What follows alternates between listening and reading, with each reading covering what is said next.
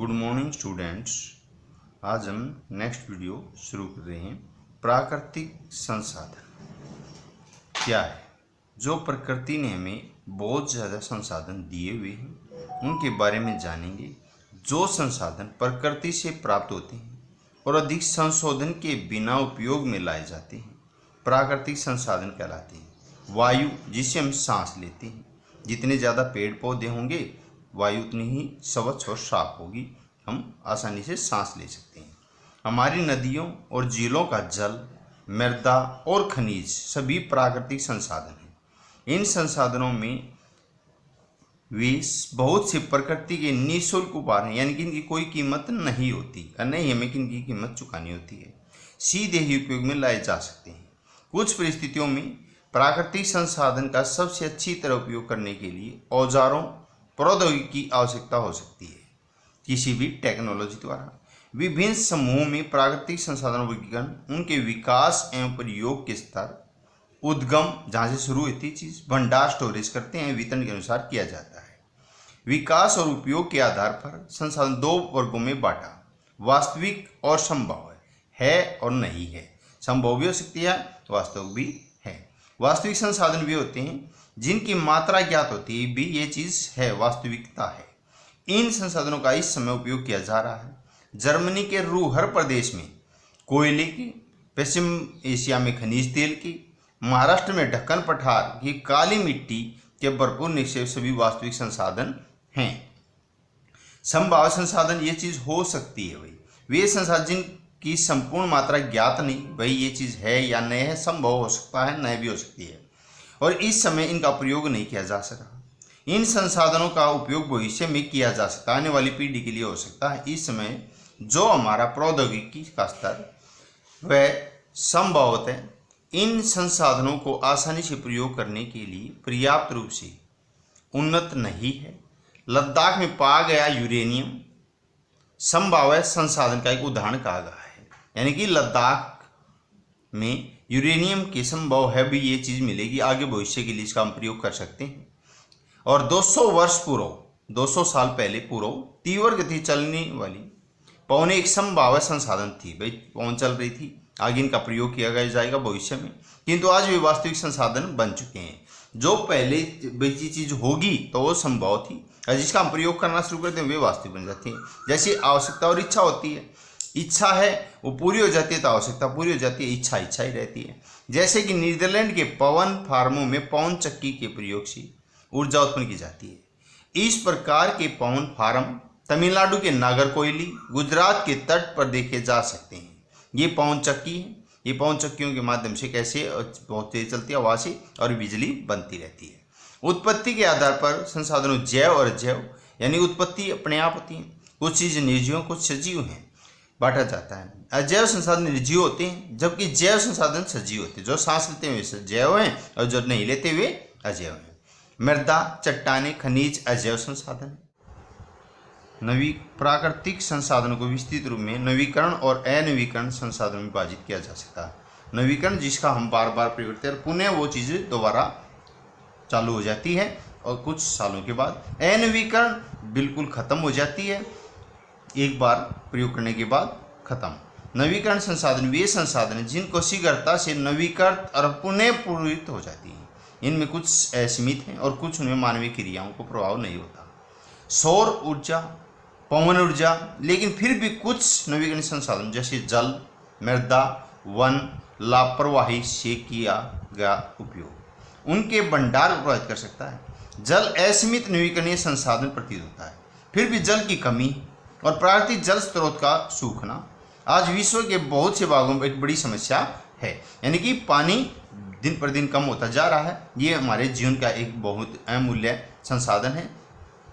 जो अब खारा जल है जो समुद्री है उसको हम पी नहीं सकते, फिर भी वो ज़्यादा है, पीने योग्य जो पानी है बहुत ही कम है।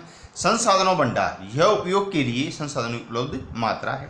अनवीकरण संसाधन वे संसाधन जिनका भंडार सीमित छोटा है, भंडार के एक बार समाप्त होने के बाद उन्हें नवीकृत पुनः पूर्ति होने में हजारों वर्ष लग जाते हैं, यानी दोबारा चीज़ उत्पन्न होने के लिए कई हजार साल लग जाते हैं।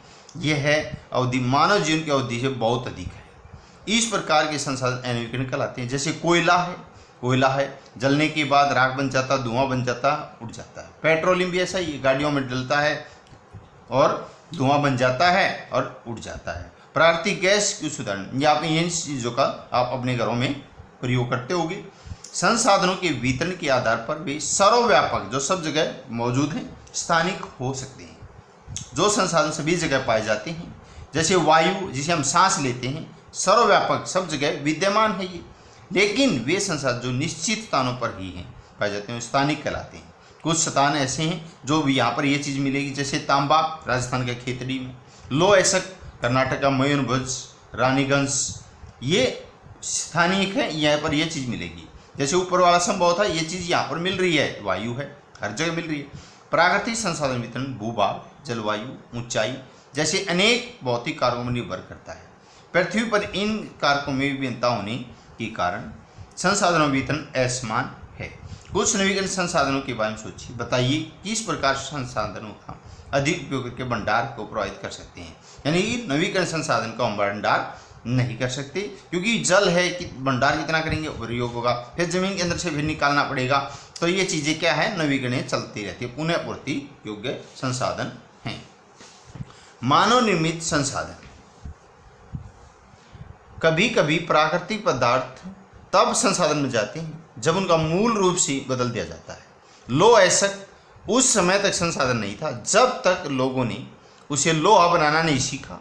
लोग प्राकृतिक संसाधनों का उपयोग पुल, सड़क, मशीन और वाहन बनाने में करते हैं, जो मानव निर्मित संसाधन के नाम से जाने जाते हैं। मनुष्य कितनी चीज़ों का बार बार प्रयोग करता रहता है, तो मानव निर्मित संसाधन कितनी चीज़ें बनाता है मनुष्य। लकड़ी का पेड़ काटा, पेड़ से बताओ कितनी चीज़ें बन जाती हैं। स्टूल है, चारपाई है, बेड है, बेंच हैं, ये चीज़ें लकड़ी से बनती हैं।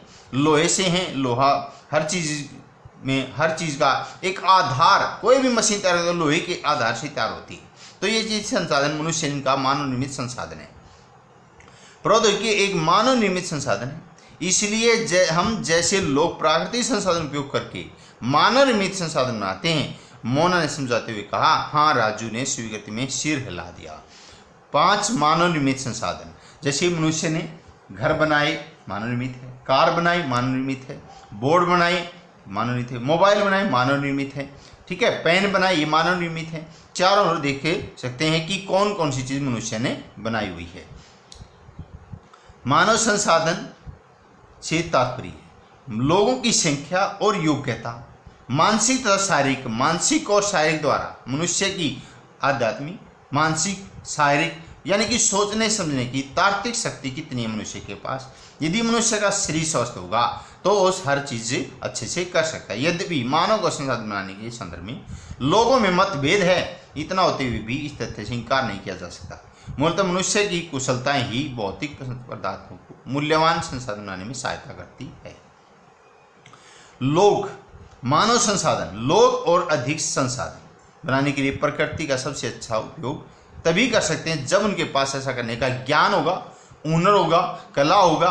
यानी कि कोई भी कार्य है वो करने से उसमें अंदर ज्ञान होना जरूरी है तथा प्रौद्योगिकी होनी चाहिए। उसके अंदर ज्ञान है तो हर चीज़ उसको बदल सकता है, एक चीज़ से दूसरी चीज़ बना सकता है। इसलिए मनुष्य एक विशिष्ट प्रकार का संसाधन है। अतः लोग मानव संसाधन है। शिक्षा, स्वास्थ्य, शिक्षा है, शिक्षा के माध्यम से वो अपना तो विकास करता है, साथ में अपने पूरे समाज का एक विकास कर सकता है। स्वास्थ्य अच्छा होगा तो और कार्य करने में निपुण होगा। लोगों को बहुमूल्य संसाधन बनाने में मदद करते हैं। अधिक संसाधनों के निर्माण में समर्थ होने के लिए लोगों में कौशल में सुधार करना मानव संसाधन विकास कहलाता है। सूखे के कारण फसलों का विनाश, क्या इसका समाधान निकाल सकते हो? हाँ, क्या है कि हम पानी को स्टोरेज करेंगे। स्टोरेज करने के बाद में हम जब पानी नहीं है तो वो जो पानी है उससे हम सिंचाई या किसी भी फसल में दे सकते हैं। हाँ, क्यों नहीं कर सकते? क्योंकि स्टोरेज होने के बाद हम इसका प्रयोग कर सकते हैं। जैसे बरसात के दिनों में हम पानी नालियों में बहता रहता है, उसको हम स्टोरेज करें तो आगे भविष्य में इसका प्रयोग कर सकते हैं।